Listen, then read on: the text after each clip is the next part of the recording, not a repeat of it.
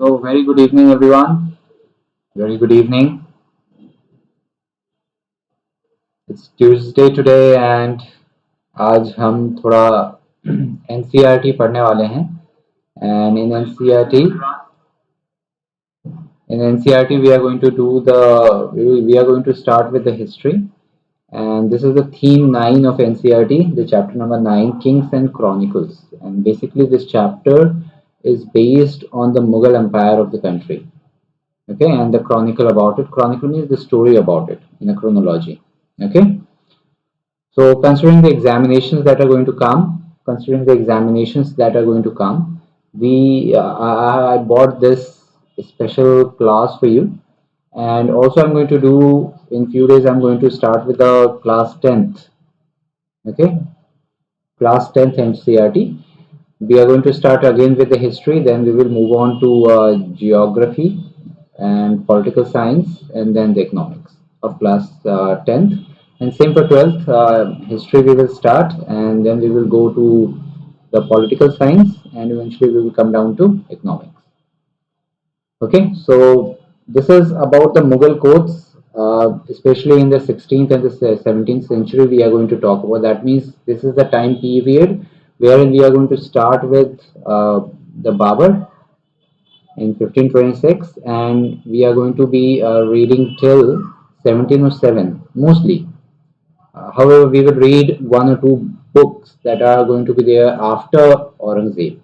Okay, but the storyline in that book also is going to be from the time period 1526 to 1707. Okay, so I hope everyone is ready for the class.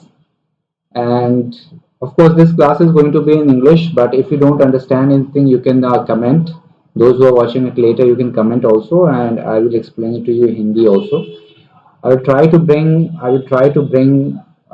different class in Hindi, but this class is mostly going to be in English. And if you don't understand, of course, I'm going to change the language.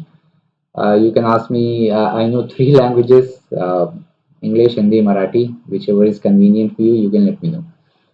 Okay. Yes, English, Hindi, and Marathi. These are the 3 languages that I know. You can ask me to explain in any of the language.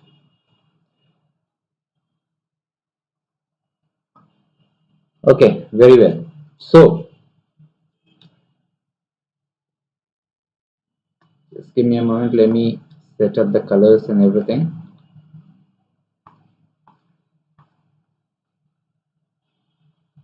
Okay, so this is about the Mughal Empire that we are studying. This is about the Mughal Empire. Okay, the Mughals. So before taking a dip in the chronicle of the Mughals, first we are going to understand who are Mughals, okay, and how they came into existence in India. Okay, basically we are going to understand the timeline of all the early Mughals.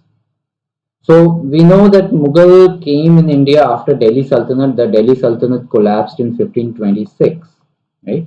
In 1526, the Delhi Sultanate collapsed, and in 1526, Delhi Sultanate collapsed with Ibrahim Lodi.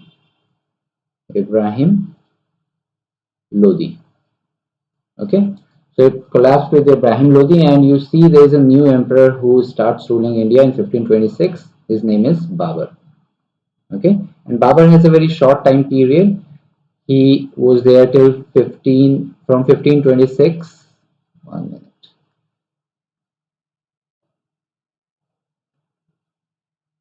He was there from 1526 and he died in 1530. So very short time. Okay. So mostly the time period of Babur, he spent most of his time in war and loots, right? So here we are not going to see much of the developments, or we are not going to see much of the constructions of books written. However, there is one book, his own autobiography that we see, that is Babur Nama, and it was written in Turkish, right? And after Babur, we saw Humayun, and we know about Humayun that he was very unfortunate, even though his name Humayun itself means a fortunate king, a fortunate person, right? But he was the most unfortunate person, right? So he started ruling in 1530 and ruled till 40. Eventually, he was pushed out of India and he had to go back to Iran and stay there.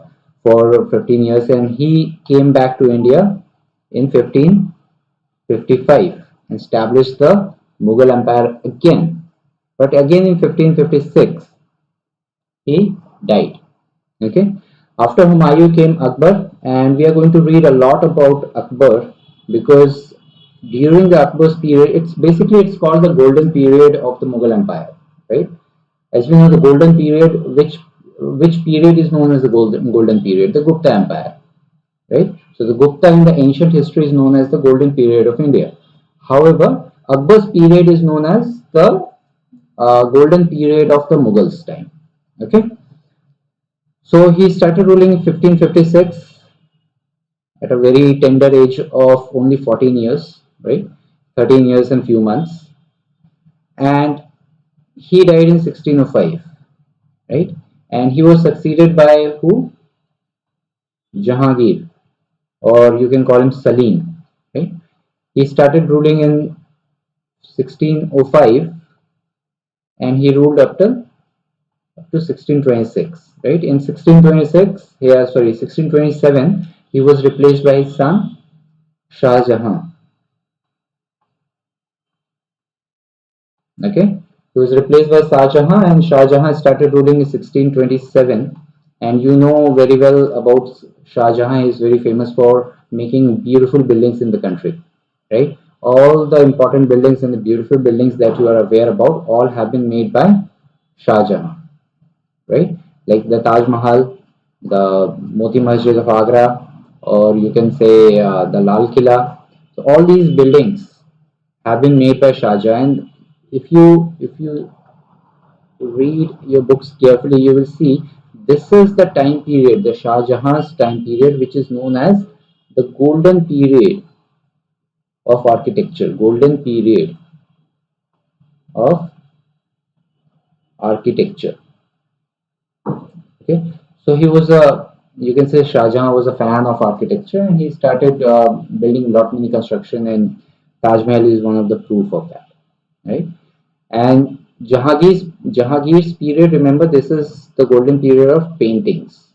Okay, so Jahangir was fond of paintings, and he had lot many painters, the best painters, not of India only, but painters from the Turan, painters from Iran.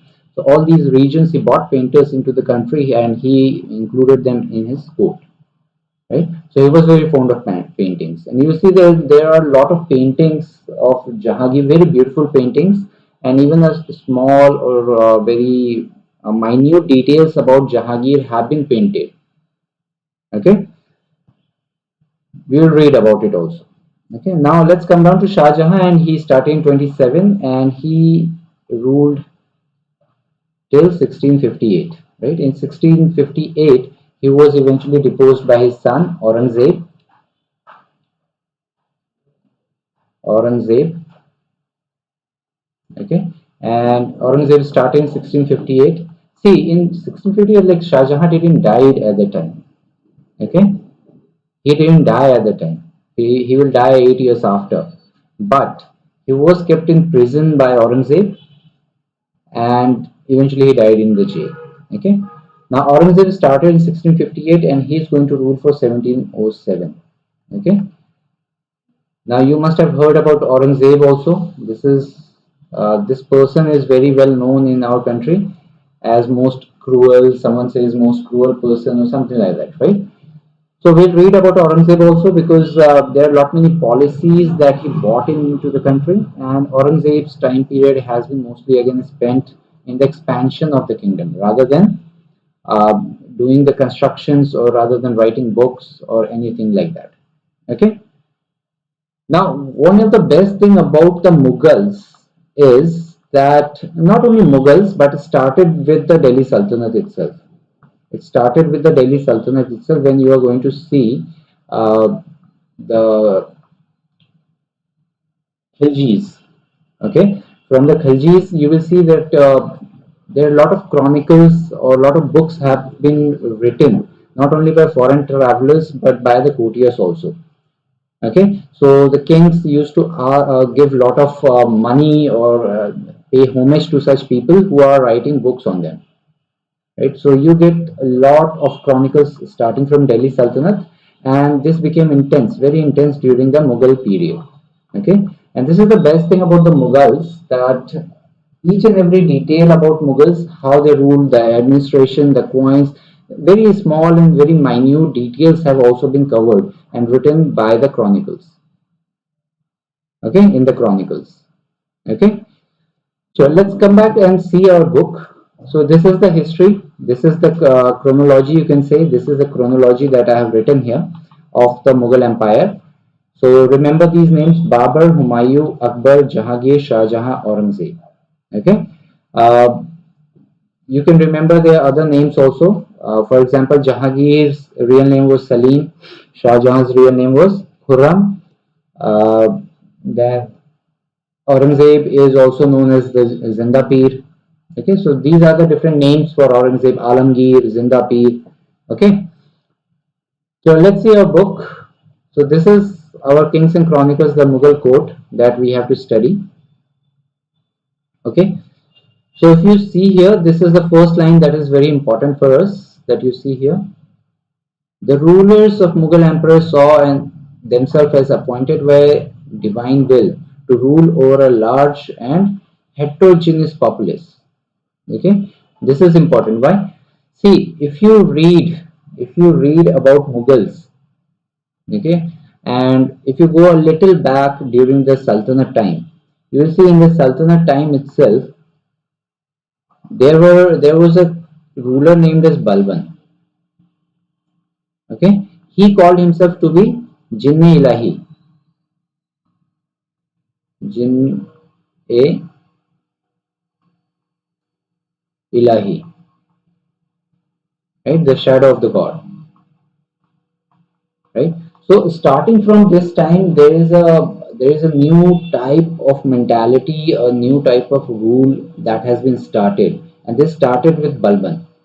This started with Balban, even though you will see that Iltutamish was a very religious person, but he never did such things, right? So Balban started doing it. He started calling himself to be Jinne Ilahi, and after that you will see Sikandar Lodi, you will see Firoz Shah Tughlaq, and these rulers are also going to follow the same pattern. Okay, they are going to call themselves to be the shadow of the god. Okay, and that's how they are going to rule. So these things are going to again become very intense during the Mughal Empire. Okay, and the rulers in the Mughal Empire, they used to be called themselves as they have been appointed by the god themselves. Okay, to rule over the people. Now this was how we come to know about this. The best example about this is to understand whom? To understand Aurangzeb. Okay, the best example in the Mughal time is the Aurangzeb. Aurangzeb. Why? See, Aurangzeb was a person who called himself to be Zinda Pir, right? Zinda Pir. What does Zinda Pir means? The living saint. And then he called himself to be Alamgir. So he was one of the ruler who really convinced people, by force or by any means, but he really convinced people that he was destined to be ruling. He was destined to be ruling. Okay. Sure. Let's see few things here which are very important for you to understand. For example, see, understand the modern historians writing in English have termed this genre of text as chronicles. So chronicle means something that is happening as continuous chronology. Okay, continuous records of all the events that happened. Okay, that's why we are reading it as the kings and their chronicles. Okay, so let's start with Mughals and their empires. So how did we get the name Mughals? Okay, so you very well know in Babarnama, even if you don't know, that's okay. But in Babarnama, Babarnama is an autobiography,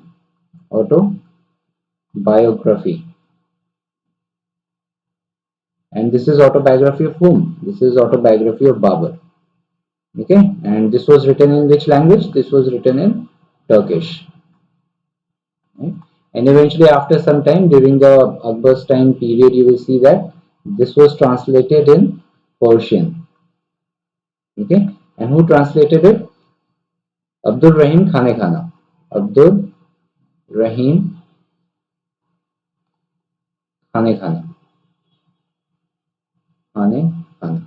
Okay, so Abdul Rahim Khane Khana translated the Babarnama in Persian, and after that it was again translated in English, the best translation that is considered, and it was translated by Madam.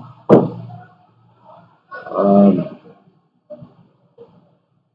I forget it, the name of the book is the Memoirs of Babur.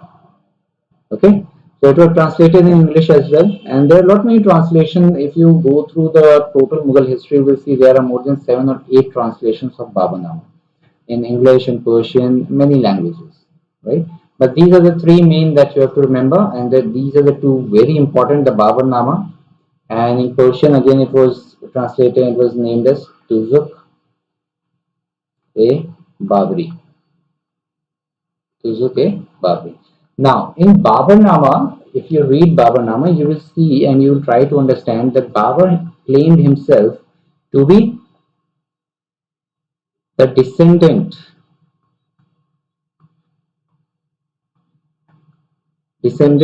of two major rules or two major dynasties. One was the Mongols, okay, and second was the Taimurs. Right? So from his father's side, he was from Taimur's lineage, okay, from his father's side, and from his mother's side, Babur was from the Mongol side, Mongols dynasty, okay. Now remember, when you are going to read Babarnama and whenever you see in details, they were never called as Mughals.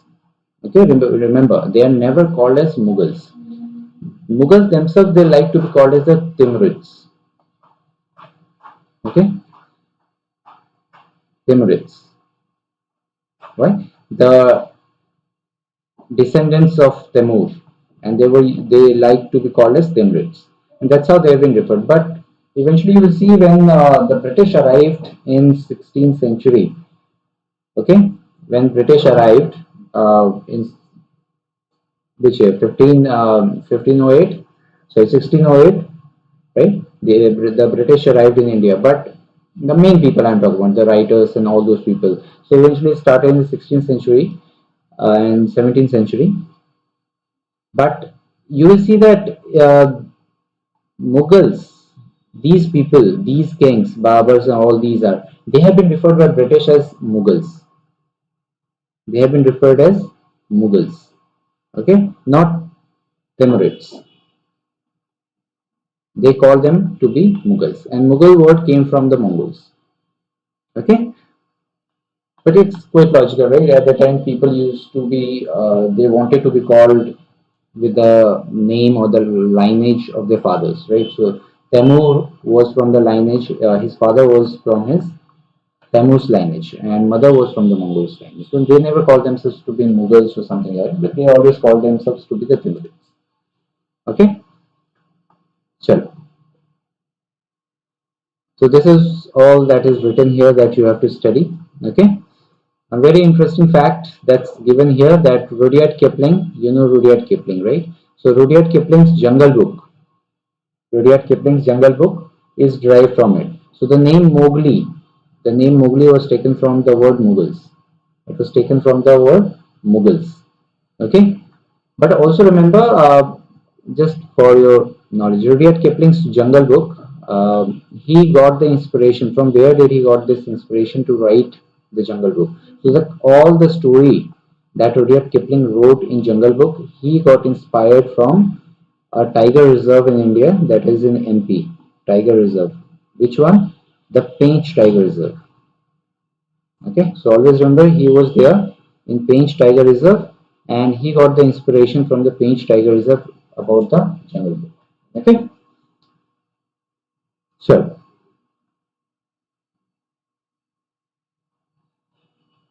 all right, so here then it says about Zahiruddin Babur, the first ruler who started ruling in India in 1526, and he came to India from Fargana. Fargana was his capital, and eventually Fargana and all the three main regions that were there in Afghanistan area that was being ruled by the ancestors of Babur. All these areas he lost.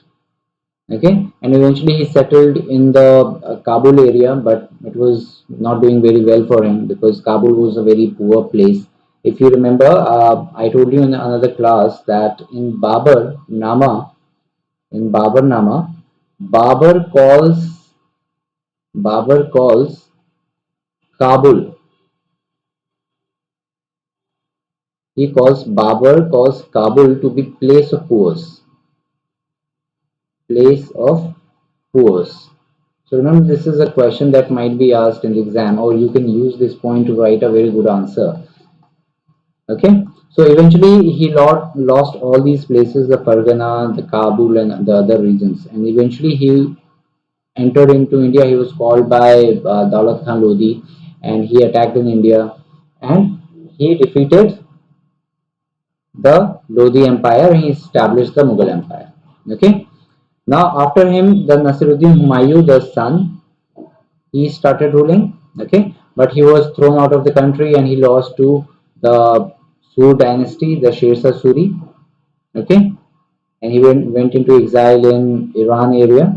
Okay, but in 1555 Humayun came back, but in 1556 he fell from the stairs of Sher Mandal, the library. Sher Mandal, Sher-e-Mandal. This was the library in Delhi, and he fell from the stairs of the Sher Mandal and he died. And at a very young age, Jalaluddin Akbar, he started ruling. Okay, and you can see lot many things. The strongest, the richest kingdom, the largest kingdom. So I told you, this is the golden period. Akbar's period is the golden period, considered to be the golden period of the Mughal Empire. Okay, and after Akbar, there were three more rulers, and see, after Akbar, the three main rulers who came, like let's take the two, Jahangir and Shah Jahan. Shah Jahan. Now these two rulers never they did not much did like expanded the kingdom, but what they did is they focused on other things. Like Jahangir focused on the paintings, and Shah Jahan focused on the architecture. Okay, and after him, Aurangzeb is going to be there, and you will see that Aurangzeb doesn't like any of those. Okay, so Aurangzeb is very orthodox kind of ruler, and he doesn't like wasting money in all these stuff. Or you can say like Aurangzeb spent most of his time with the wars, right? He wanted to do a territorial expansion, and to do the territorial expansion, you need a lot of money. And I think Aurangzeb didn't want to spend such a high amount of money the way Shah Jahan and Jahangir used to spend, right? So in buildings and all those things, like for creating Taj Mahal, there was a lot of money that was put in place by Shah Jahan. But Aurangzeb can't do it. The reason I believe is mostly he is doing wars, he is trying to expand the territories, and he doesn't want to spend a lot of money in building for architecture, for paintings, or for any such things, right?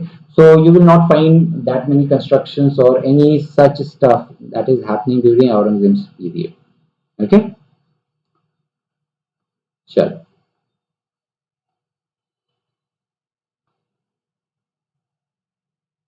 Okay. Now, here, after 707, following the death of Aurangzeb, the power of the dynasty diminished. So, this is the last effective ruler who is called as the last effective ruler, Aurangzeb. Okay. He died in 1707, and after Aurangzeb, all the rulers till 1857, the last ruler who was Bahadur Shah Zafar, um, who died in 1857. Okay, and he was stripped of his dynasty's power. But you will see that till the last ruler, Mughals have autonomy. They were there in Delhi, right? Even though they had no power, but till 1857, they were still considered to be the ruler of the country, right? So that's what you see here. Okay, so let's see a very interesting question here. Let's take this question. Find out whether the state in which you live formed part of the Mughal Empire. So I am right now in Kanpur, right? So Kanpur, yes, Kanpur was a region that was under the Mughal Empire. Okay. Now this is a very good question that will put that I can put forward to the South Indian people. Okay, because if you are from the southern part of the country, mostly the Karnataka, even the Maharashtra also. So during the Mughals period, there were different rulers that came into existence in your area. So try to find out about them. Okay, the Bahmani empires. Try to find out about the Vijayanagar Empire, the Pallav dynasty at the bottom. So try to find out more about them. Try to read about them. If you don't get much content, try to go back to the previous NCERTs, the class 7th, the class 6th, and you will get a better idea like who was ruling in the southern part of the India, who was ruling in the eastern part of India, today that we call as the Seven Sisters, who were ruling over there during the time of Mughals, who were ruling in the central India and the northern part of the India and northern west as well, right? So do find out about it. Were there any changes in the area result of the establishment of the empire? If your state was not a part of empire, find out more about contemporary regional rulers. So who are the regional rulers? Okay. So the southern part of the country, the eastern part of the country. Try to find out if you are from these regions. Try to find out who were the rulers. For example, in Maharashtra regions, you will find the Bahmani rulers. Okay, try to find about them. Okay, try to find about the five kingdoms, the Bedar, Bidar, Ahmednagar, Golconda, all those empires. Try to find out about the Vijayanagar Empire. Try to find out about the southern kingdoms of Pallavs. Okay, so let's see the next second point, the production of the chronicles. So we have understood the basic, very basic statements. We have understood that Mughals, Mughals, they they were they were the real powers, right? And they established a very huge kingdom in India. Even though they came from Kabul, I'm not saying that everyone was outsider, but if Babur is the one who is coming from outside, we can call him very clearly that he was from the outside India. He was a foreigner, right? He came to India, he started ruling in the country, and after that, you will see they established a very good rule, right? Now let's see how we come to know about what they did. Okay, so we will come to know all about the chronicles that were written about the Mughals. Okay, so the production of chronicles. So there are a lot many books that have been written. There are a few important books that you must be aware about. Okay, about each ruler. So first one is your Babur. Okay, so Babur, regarding Babur, I already told you the Babur Nama is there. Babur Nama is there. Okay, Tuzuk-e Babri is there. Tuzuk-e Babri is there. So Tuzuk-e Babri is not a different book. It's just a Persian translation of Babur Nama from Turkish by Abdul Rahim Khani Khana, right? After this, you read about Humayun. Okay, and Humayun you find in Humayun Nama. Okay, this was written Persian by Humayun's sister, that is Gulbadan Begum. Gulbadan.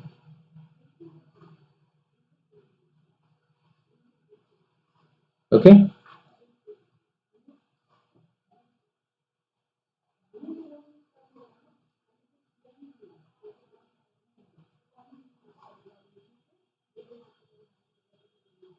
then come the Akbar. Okay, and there are a lot many books that have been written about Akbar. Okay, there are a lot many books that have been written about Akbar, like Aine Akbari,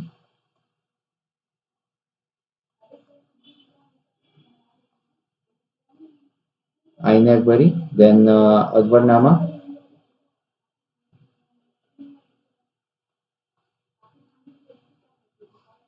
Aine Akbari hai, then there is Akbar Nama is there. Okay, So Ain Akbari is basically the Akbarnama is a collection of books, and Ain Akbari is one of the part of the Akbarnama, and these books have been written by Abul Fazl. Abul Fazl. Okay, and his brother Faizi was also included. So his brother Faizi was also there. So they both wrote it together, but in mostly in the books you will find that it has been written by Abu Fazl. Okay, and these two, Abu Fazl and Faizi, these are they are the two brothers, and they are the nine jewels. Nine jewels. Okay, they are the nine jewels of Akbar. Okay, then we have after Akbar came Jahangir. Okay, then we will see Jahangir is Tujke Jahangiri, Tuzuk A Jahan Jahangiri. Okay, and after Jahangir, there is Shah Jahan, Shah Jahan. Okay, after Jahangir we have Shah Jahan, and about Shah Jahan we will see Shah Jahan Nama,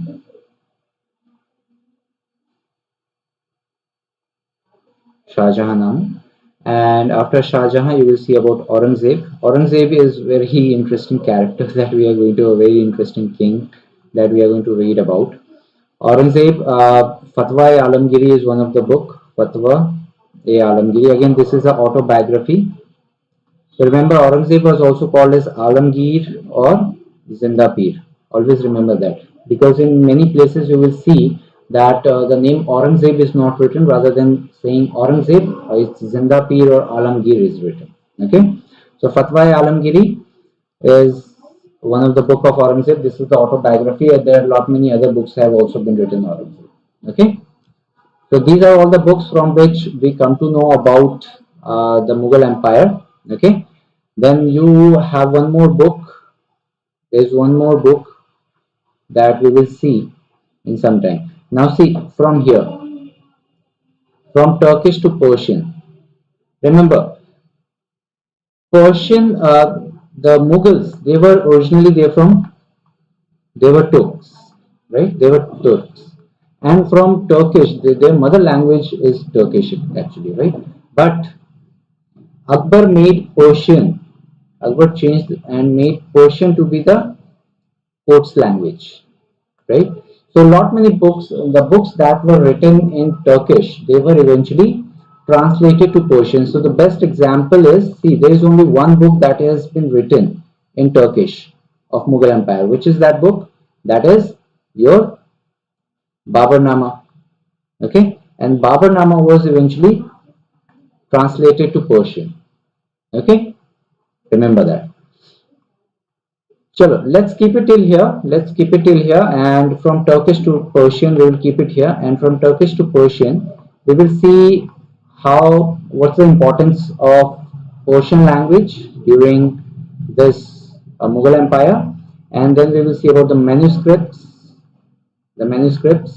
and painting images. Okay, we will see all these topics tomorrow. Okay, so if you have any doubts till the topic that we have covered, if you have any doubts about Mughals, you can certainly ask, comment, okay, and I will try to clear your doubts as much as possible, as soon as possible. Okay, so I will try to see you tomorrow at the same time, and we will cover this topic, or I will try to schedule two different classes tomorrow. One is this one, NCERT, and the other one we are already doing the Mughal Empire, sorry, the Delhi Sultanate. We have already covered one person, that is uh, Ebak, Kutubuddin Ebak, and we are going to, tomorrow we will do the next king, the next Sultan, who is Iltutmish. Okay, so I will try to have two classes tomorrow. One is your NCERT. Please do follow us on Telegram for the updates. I will put all the updates on Telegram or the Instagram. Okay, so NCERT class tomorrow. We will continue from Persian language, and then we will have one more class, that is the Delhi Sultanate. And in Delhi Sultanate we are going to write, we are going to understand what? Iltutmish. Iltutamish. Okay, perfect. So thank you very much for your time. Thank you very much for your time. Keep studying. All the students who are in class 12th or were preparing for the examination, CBSE examination, the date sheet is already out, right? So history, I think, is in June, right? It's the end of the June. So, but start your preparation, because to study the Mughal Empire and to study the other subjects like the political science and all those subjects, it needs quite a deep knowledge. And if you have taken this stream, the humanities stream, then certainly in the coming future, either you are going to prepare like for the, most of you might prepare for the civil services or such examination. So these books, the NCERT books, are going to help you a lot. If you go through them thoroughly today, during your school days only, then you don't need to invest a lot of time during your preparation for the civil services, and you don't invest that much time here, and you can utilize that time to directly start studying the other books, right? So keep studying, have a good day, have a good night, and I will see you all tomorrow. Okay, for all the class announcements, follow us on the Telegram channel, Vardaan underscore Academy underscore GS, and I will provide you with the update there. Okay, thank you. Have a good night.